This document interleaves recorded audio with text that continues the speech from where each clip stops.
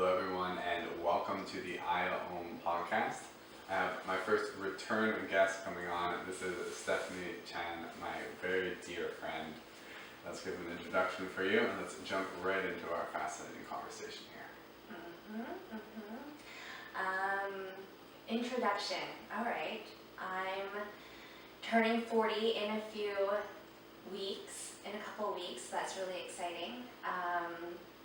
I finally found a career that aligns with my values, and now I know what it really means to love what I do, which is quite incredible.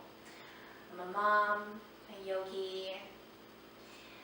I'm happy to be here, returning, and excited to share. So you're a mother of one beautiful daughter and you work with Numinous. Can you give a little explanation about your work? Absolutely. Numinous is a psychedelic assisted therapy, mental health and wellness company. So we use evidence-based research to facilitate our use of psychedelics in the therapy space. Currently, we have about 17 clinics and research centers in a lab as well, all throughout Canada and in the United States.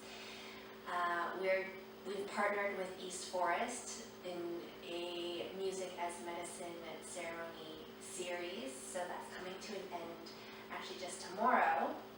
It's a series of 15 concerts and ceremonies, and very exciting platform there is coming out. And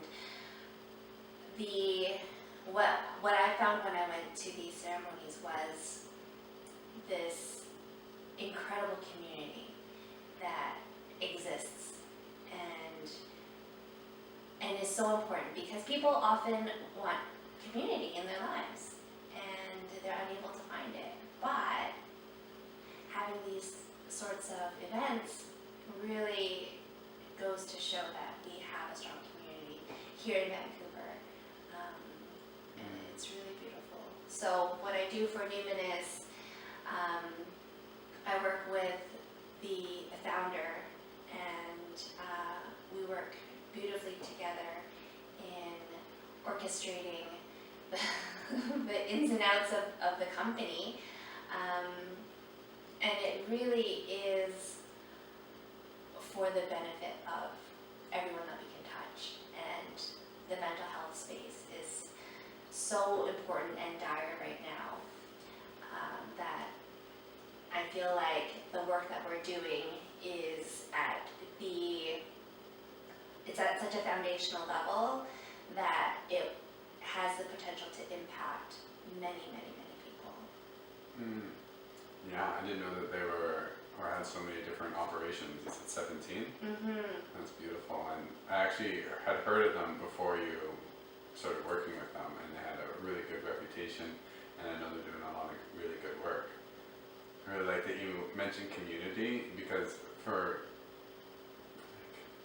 many years I did psychedelics, namely mostly acid and mushrooms on my own, and I had developed a really beautiful personal practice.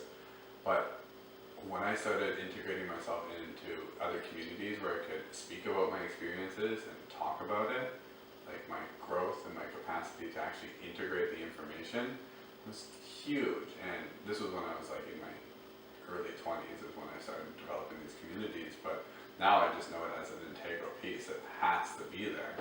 And especially as we take the psychedelic work and we move it throughout the different communities, reach people at different levels of health and what's going on for them, creating all different levels of community are so important. Yes. And a question on them, they're doing some research and they're working with a number of different plant medicines. Is this the cornucopia, ketamine, acid, mushrooms, ayahuasca, like what's all included in that? So it was really interesting because right now only ketamine is officially approved by Health Canada. Really exciting news coming out from Colorado with proper Proposition 122, allowing the use of psychedelics for therapy, and all types of psychedelics as well. So that includes psilocybin, ibogaine, what else? Perhaps MDMA, mostly psilocybin. And it's just this understanding from the government now of using plant medicines as therapy.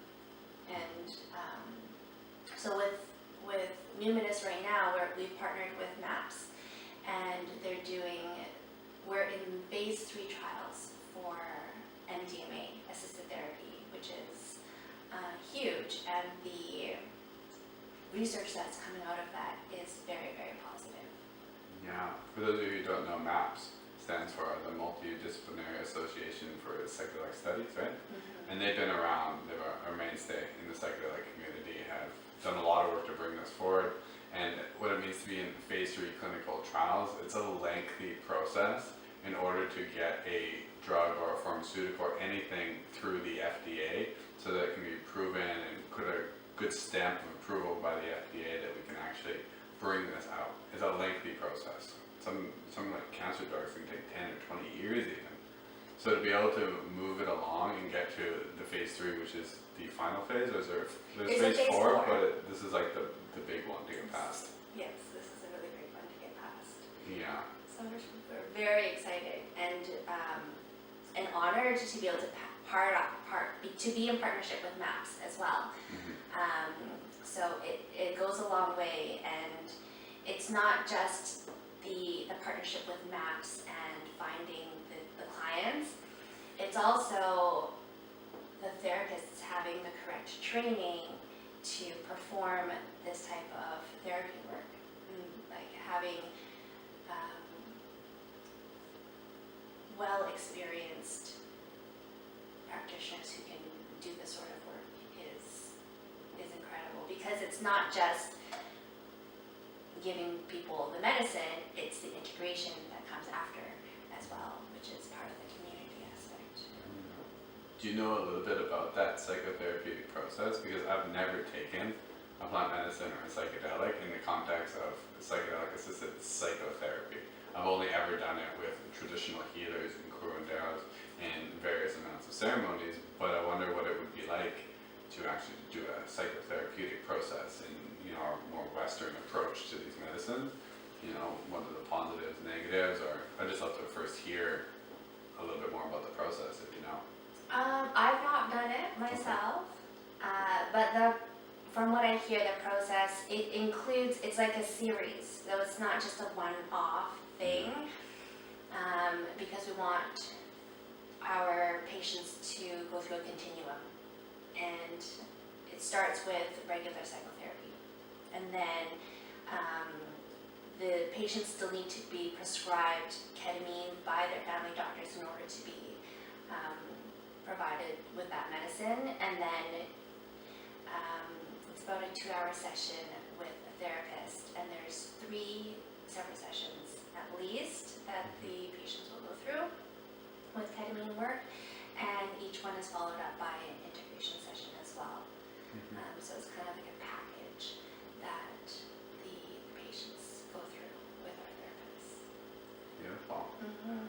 Yeah, I do know some people who have gone through the ketamine-assisted psychotherapy, and they had some really beautiful openings, and that integration support is going to be the buzzword with the psychedelic community, and it is for a good reason, and because these psychedelics are very powerful. I actually just wrote a little piece, and I'm such a big proponent of psychedelics as I have been for over a decade, maybe even 2 decades, and I've committed a lifetime to apprenticing and getting really involved in this work, and yet I'll be one of the biggest people to try to balance out the field of what's being spoken about them, because I was one, when I was younger, it was like, if only everyone would take mushrooms, it would just all get better.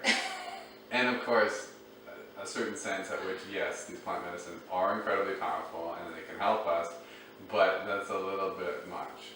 because there's so much more. And my personal experience with taking, probably more mushrooms than my body weight 10 times over, is that if you're not integrating and doing a lot with these medicines with good intention, you're not doing the real deep inner work, psychotherapy, as well as the overarching just getting your life together, integrating into community. There's so many other pieces to our human evolution that I saw it myself, and I see it over and over again in communities and people going to ceremonies that they're not getting the message, or they're not moving forward in their life. And yeah, so it's really good to keep buzzing back into integration and being really hard on it, because if we don't, we can sweep ourselves pretty far out to the right or left side when we start messing with these powerful tools. And then there could be issues of being in different dimensions or different realms without coming back into grounding within this reality, within this life. And another aspect of everyone having a psychedelic journey is, I know a lot of people who've had journeys that have basically provided so much trauma to them that they don't want to try it again. And so this is not in the sense of doing it with someone who's experienced. This is perhaps people not having the right intention when they're doing it, or in like a party atmosphere, or just the setting isn't right. And I was speaking to one of my friends just today about it, and he did it in 2010 in like a party setting, and he said, I'll never try it again. Wow. And it's that's really sad, because it's such a beautiful medicine when it's used as medicine. Yeah, well, we're becoming more trauma-aware culture, which is so important. And yeah, I can share personally, I've shared this on, not the podcast, but I've shared this story many times, that I've taken really high doses, and on one such occasion, I came back with such trauma in my nervous system that I couldn't think about the experience that just happened without falling over, seizuring, and then crying and breaking down. And it took me 2 years to integrate and fully, really to process the expansiveness that it happened through that mind-blowing experience. And this is really easy to do. You just take a few things in your mouth and you can blow yourself, into outer space or into inner space, depending on how you see it. So there's a real reality of the potency of this medicine and the need for, good judgment and good relationship with these medicines, good respect. Tons of reverence for the medicine. And when you were going through that experience, did you have anyone to talk to about it? Yeah, that was one of the reasons why it probably did take much longer than it could have. I wasn't supported in a major way. And this was quite early on, before I'd even done a lot of breath work and even been introduced to, a lot of yoga and other things. So I didn't have the tools on my own either. And that's another piece I'd like to share, just from my personal relationship with these medicines. And I do use a fair amount of medicine, but I also take big breaks off. But one of the most important things that I have in my life is that my biggest anchor to being grounded and towards my evolution is my breath and my yoga asana practice, my qigong practice. This is my primary vehicle of evolution, and I don't confuse those with tools outside of myself, because if there's overindulgence, I know this in my life, towards using those tools, I weaken my resolve, I weaken my will, I weaken my capacity to get to those states on my own, and just my contentedness in life and not wanting to, have a big experience. I know you're familiar with Jack Cornfield, and he tells a story about his teacher Ajahn Chah, which is a Thailand monk who would live in the forest, and he would meditate, and he would have a teacher. And he would always go off in his meditations, however long they'd be, probably 6 months, a year on his own, and he would meet with his teacher every once in a while, and he would share all these big experiences. you know, he merged with the universe. And when he shared these, I'm like, that's like the psychedelic experience that people are having. And every time his teacher's like, you don't get it. He would come back. He's like, no, this time I got it. I became one with source. I expanded. I was beyond my. And he's like, you don't get it. Those are all experiences. They're just moments. There's something deeper, and there's another process there. And I found that to be so grounding along the spiritual journey. It's like, over time, it's just experience. Mm-hmm. And until we can like get our default state to a level of being right where we're at, wherever we're at, and then the plant medicines become so secondary. Mm-hmm. So there's like a right relationship. For most people, it has to happen through experience, through testing the waters and realizing that, you know, just eating mushrooms won't just save the world, and it won't solve all your problems. It could make them far greater, Right? and the problems can become much clearer, Mm-hmm. and more problems could arise. Yeah. We usually see more than we want to see Yeah. in some ways, and that's because the medicines are just telling us what we need, and not necessarily what we want. And yes, so true about medicines just opening the doors to what is already there. And then we have our practices of our own. Are you saying these psychedelic drugs are a gateway drug to meditation?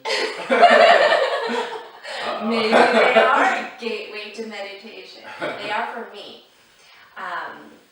Well, I feel like it brings us, it's like, I don't want to say cheating, but it's like a form of like cheating to get to this certain level, and then when we come out of our experience, we drop back down. And a lot of people, myself included, I'm like, I want to be in that state again. I want to experience this ego dissolution and one with the universe and whatever, samadhi, whatever it may be. And then it's like, well, what good would it do me to just chase this and stay in this elevated state, but not really live in this world? And so that's where our practice becomes so important. Is what are we doing to get to that state internally without the medicine? And that's the part that excites me, is that I know that it's possible, and it's nice to be able to see what is possible with the help of medicine, and then try to achieve it without it through our practice of asana or meditation or breath. It's huge. Yeah. Yeah. It's right under our nose. Always there with us, no matter where we are. It's our best friend. Yeah. Our most fundamental relationship too. Are you familiar with Adyashanti? No. He's a very, what's it like? His teachings are so pragmatic and grounded. He's from the Zen Buddhist tradition. And once again, he shared a teaching that I found so relevant with the psychedelic community, or at least my journey at the time. And he was talking about how there's this, you know, many people have glimpses. This could be in meditation, and quite an easy way is to just take a bunch of plant medicines. And more than likely, you'll have an expansive experience where you move back beyond your personal mind and body. And people, he says, tend to cling to that experience, right? You want to recreate it, you want to get back there, you want to reverse engineer it in some way. And